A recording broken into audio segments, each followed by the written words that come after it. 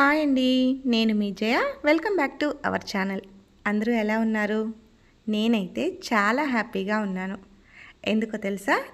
ఈరోజు నేను fat checkup చేయించుకున్నాను. నేను అనుకున్నట్లుగా తగ్గాను.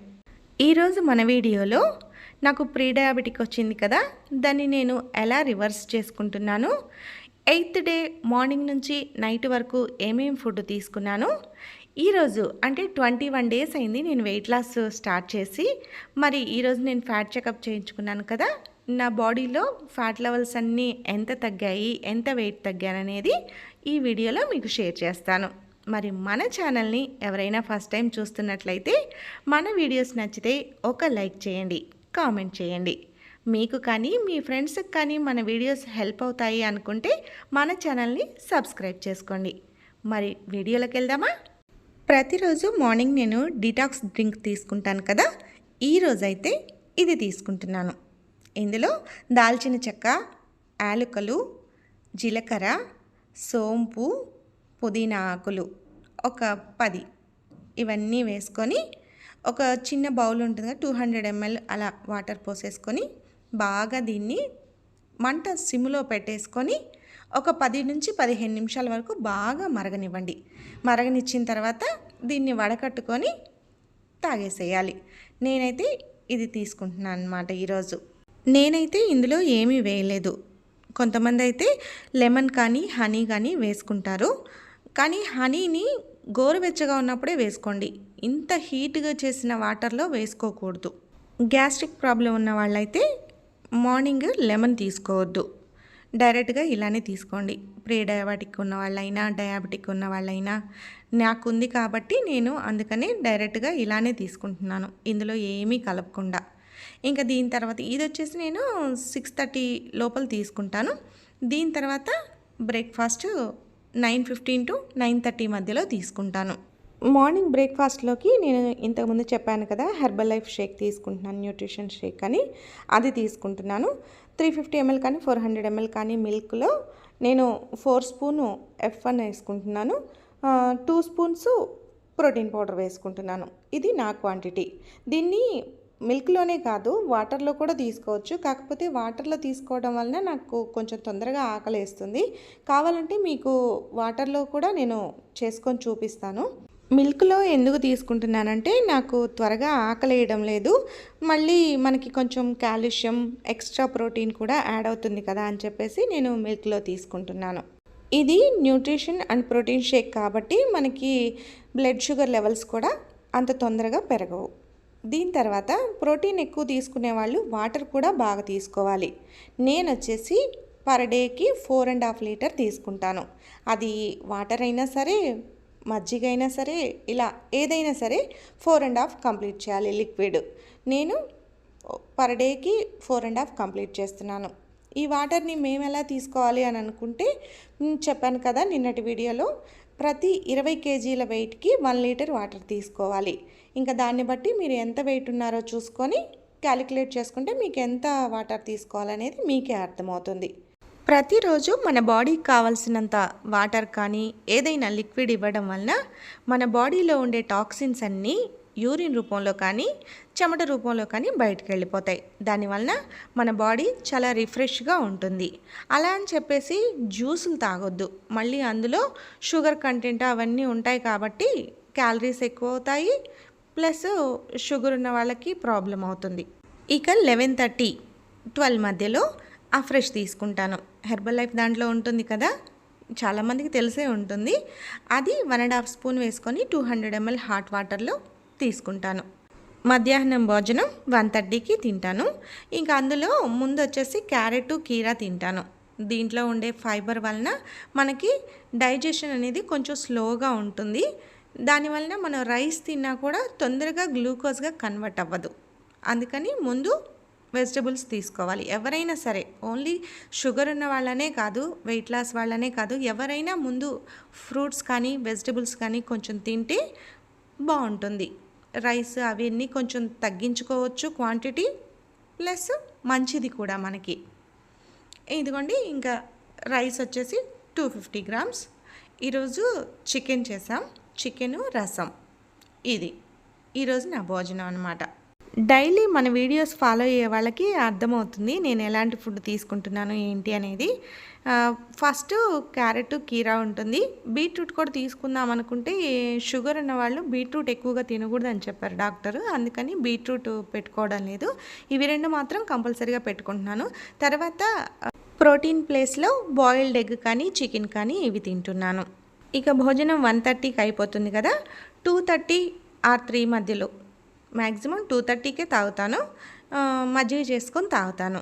పెరుగు తింటలేదు కదా నేను, అందుకని మజ్జిగ చేసుకొని తాగుతాను. 2 స్పూన్లు పెరుగు వేసుకొని అందులో కొంచెం సాల్ట్, కొంచెం లెమన్ పిండుకొని బాగా షేక్ చేసుకొని ఫుల్గా వాటర్ పోసుకొని తాగేస్తాను.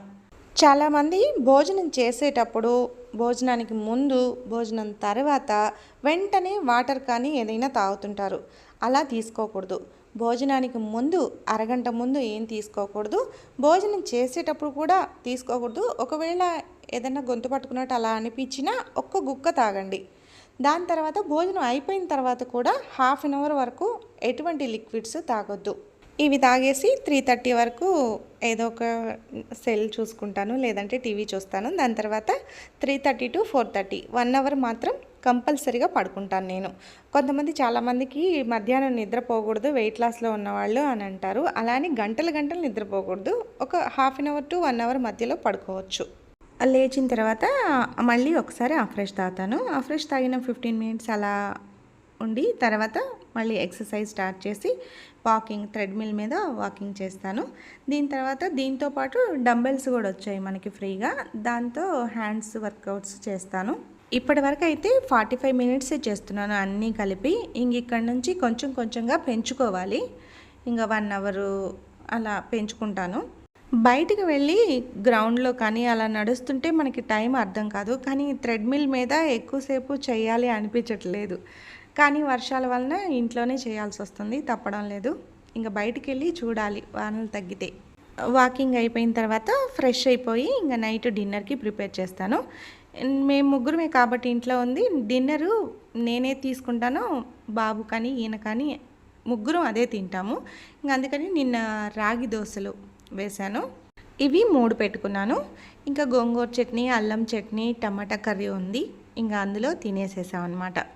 డైలీ ఏదో ఒక దోశలే తింటున్నావు, బోర్ కొట్టదా అనుకుంటారేమో, కానీ నాకు దోశలు అంటే చాలా ఇష్టం. అలా అని చెప్పేసి మీకు డైలీ ఇవే తింటలేదు కదా. ఒకరోజు జొన్న దోశలు, ఒకరోజు రాగి దోశలు, ఒకరోజు మిలెట్ దోశలు ఇలా తింటున్నాను.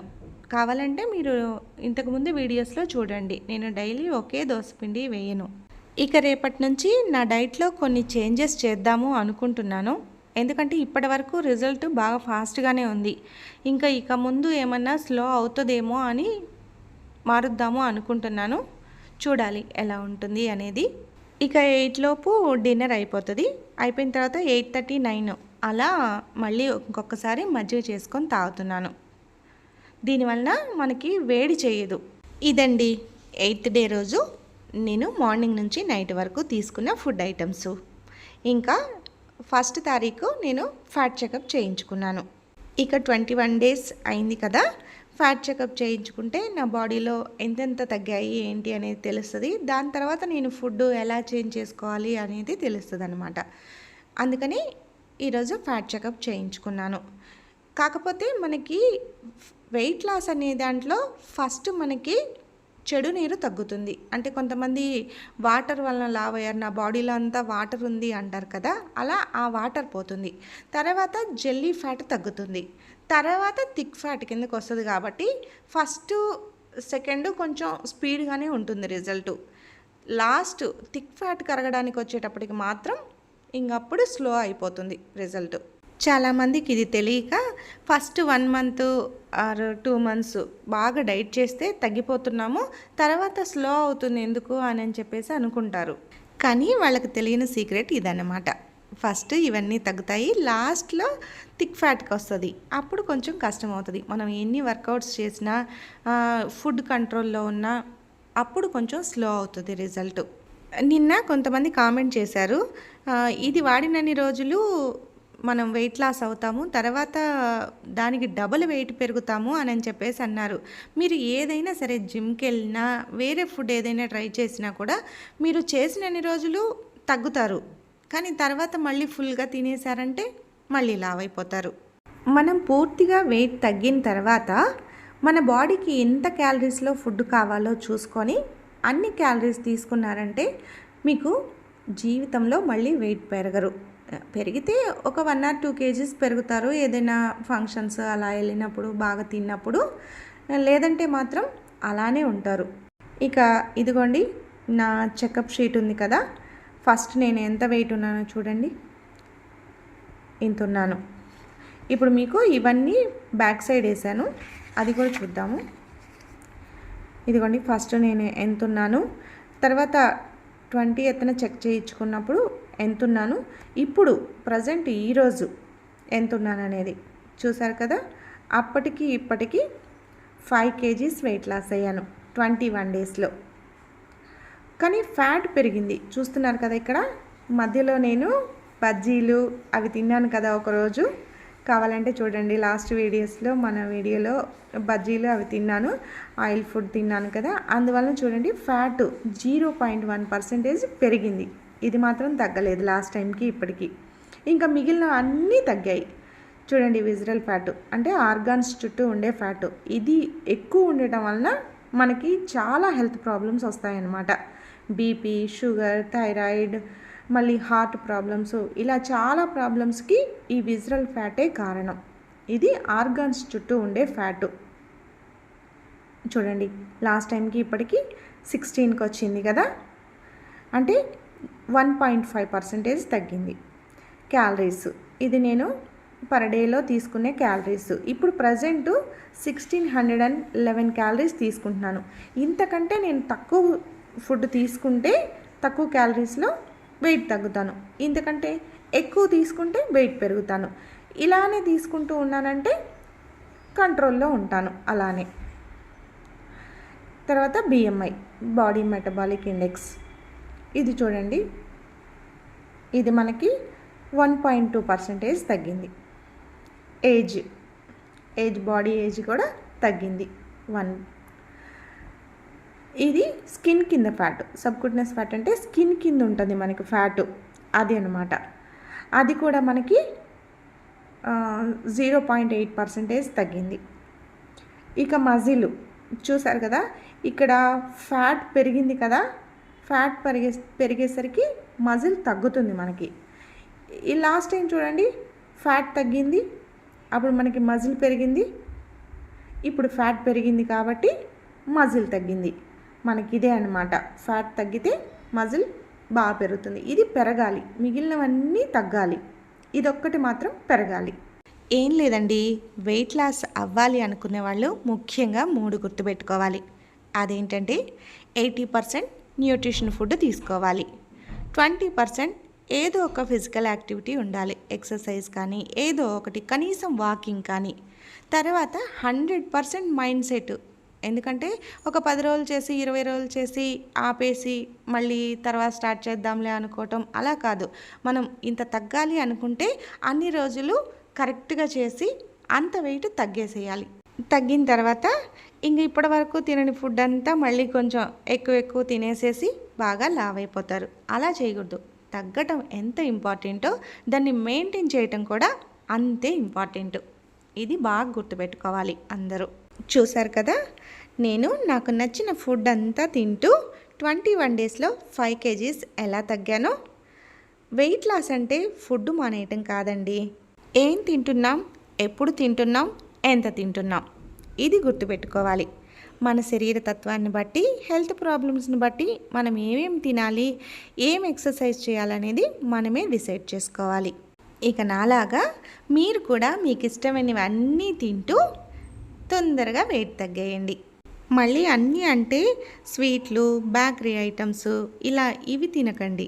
ఇవి తింటూ కాదు, నా వీడియోస్ చూస్తున్నారు కదా, మన వీడియోస్ ఫాలో అయితే మీకు ఎలా తినాలి, ఏంటి, ఏది ఎంతెంత తినాలనేది మీకు అర్థమవుతుంది. అలా మన వీడియోస్ ఫాలో అవుతూ మీరు కూడా వెయిట్ లాస్ అవ్వండి. ఇదండి ఈరోజు వీడియో. నేను మొత్తం మీద 21 డేస్లో 5 కేజీస్ వెయిట్ లాస్ అయ్యాను.